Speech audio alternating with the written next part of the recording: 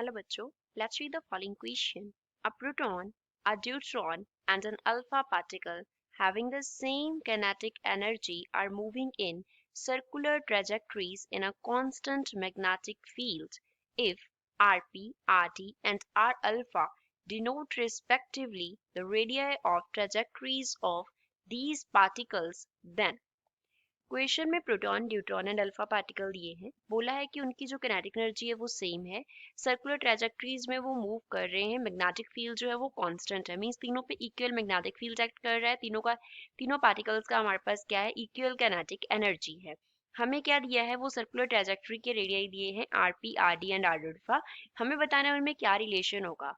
A option R alpha equals to Rp less than Rd. B option R alpha greater than Rd greater than Rp. C R alpha equals to Rd greater than Rp. D R alpha equals to Rp equals to Rd. So first of all, we will talk about the key concept used in the question. इस question में क्या key concept हम move करेंगे। जब भी कोई particle हमें circular trajectory दिया है, जब भी कोई पार्टिकल क्या करेगा, सर्कुलर पाथ में मूव करता है, तो सर्कुलर पाथ में मूव करने के लिए वहां पे क्या रिक्वायर्ड होता है, we know that inward act करता हुआ एक सेंट्रीपिटल फोर्स होता है जो रिक्वायर्ड होता है किसके लिए, सर्कुलर मोशन के लिए।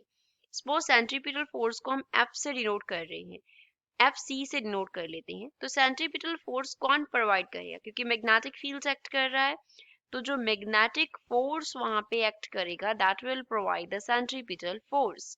तो यहाँ पे हम Fc को Fm से इक्वेट कर देंगे।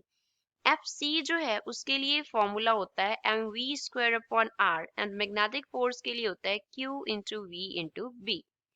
m जो है वो डिनोट करता है मास ऑफ पार्टिकल को, v here denotes speed of particle, r here denotes radius of circular path, जिस सर्कुलर पाथ में पार्टिकल मूव कर रहा है। Q here denotes charge, Q क्या डिनोट करता है, चार्ज को डिनोट करता है, चार्ज ऑफ पार्टिकल।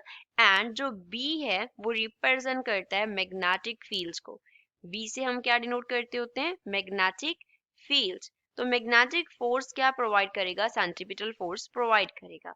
रीराइट कर लेते हैं हम, we have written mv² upon r is equals to q into b into p। तो v से v का स्क्वायर जो है वो कैंसिल हो जाएगा, तो लेफ्ट हैंड साइड पे रह गया m into v, right hand side पे q into b into r। हमें रेडियस r के लिए रिलेशन निकालना है, तो यहाँ से जो r है वो किसके इक्वल आ गया, m into v upon q into b के इक्वल आ गया। फर्दर अगर हम लीनियर मोमेंटम की बात करें तो P होता है, P क्या होता है, linear momentum. Linear momentum, linear momentum के लिए फॉर्मूला क्या होता है, m इंटू वी होता है, तो P is equals to m v होता है। That means we can write R is equals to P upon क्या होगा, Q इंटू B होगा। फर्दर किनेटिक एनर्जी जो होता है, किनेटिक एनर्जी लेट अस से उसको हम k से डिनोट कर रहे हैं, तो उसके लिए फॉर्मूला होता है p² अपॉन 2m। तो यहाँ से p का हम वैल्यू निकाल सकते हैं, we can write p is equals to क्या हो जाएगा, 2m इंटू k हो जाएगा, एंड स्क्वायर था p का तो इस तरफ स्क्वायर रूट आ जाएगा, तो यहाँ पे फिल कर देते हैं। सो जो रेडियस होगा ट्रैजेक्टरी का वो क्या होगा, square root of 2m into k upon में q इंटू b होगा। तो ये फॉर्मूला यूज करके हम इस क्वेश्चन को सॉल्व करेंगे। नाउ किनेटिक एनर्जी क्या है पार्टिकल्स के लिए, सेम है, तो k जो है वो क्या है हमारे पास, कांस्टेंट हो गया तीनों पार्टिकल्स के लिए। जो मैग्नेटिक फील्ड है B that is given constant for 3 of the particles, तो k एंड b क्या हो गए, कांस्टेंट हो गए। √2 ये क्या है, कांस्टेंट है। तो वेरिएबल्स क्या है, ऊपर √m वेरिएबल है, नीचे क्या है, q वेरिएबल है। So we can write that r is directly proportional to square root of m and divide by inversely proportional किसके हो गया, चार्ज के हो गया। तो ये हमारे पास r के लिए रिलेशन आ गया पहले तो। अब प्रोटॉन दिया है, तो प्रोटॉन के लिए अगर हम मास को mp कंसिडर करें, तो सपोज ये हमारे पास 1 है एंड इसका जो चार्ज है q प्रोटॉन पे वो कितना है, 1 है।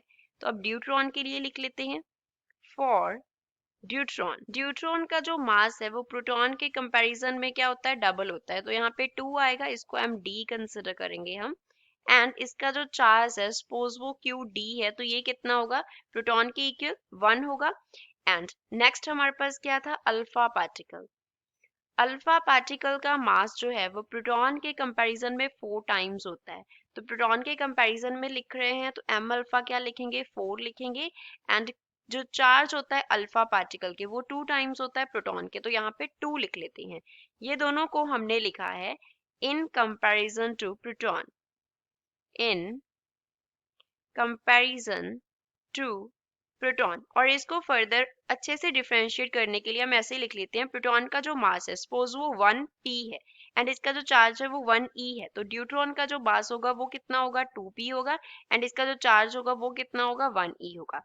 अल्फा पार्टिकल के लिए जो मास होगा that will be 4 times of mass of proton and charge will be 2 times of charge of proton. तो ऐसे लिख लेते हैं इसको। Further we can write rp, इसका हम रेशियो लिख रहे हैं किसके साथ, आर डी, उसका फर्दर रेशियो किसके साथ है, आर अल्फा के साथ, is equals to square root of m है पहले तो square root of m p bye हमारे पास क्या आ गया, क्यू पी, इसका रेशियो किसके साथ, square root of m d divide by क्या हो गया, क्यू डी, रेशियो क्या हो गया हमारे पास, square root of M alpha divide by क्या हो गया, क्यू अल्फा हो गया। अब यहाँ पे वैल्यूज फिल कर देते हैं।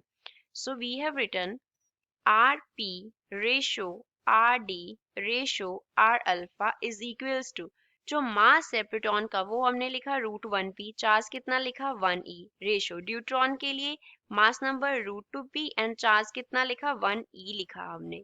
एंड अल्फा पार्टिकल के लिए मास की जगह पे आ गया √4p एंड चार्ज की जगह पे हमारे पास क्या हो गया, 2e हो गया।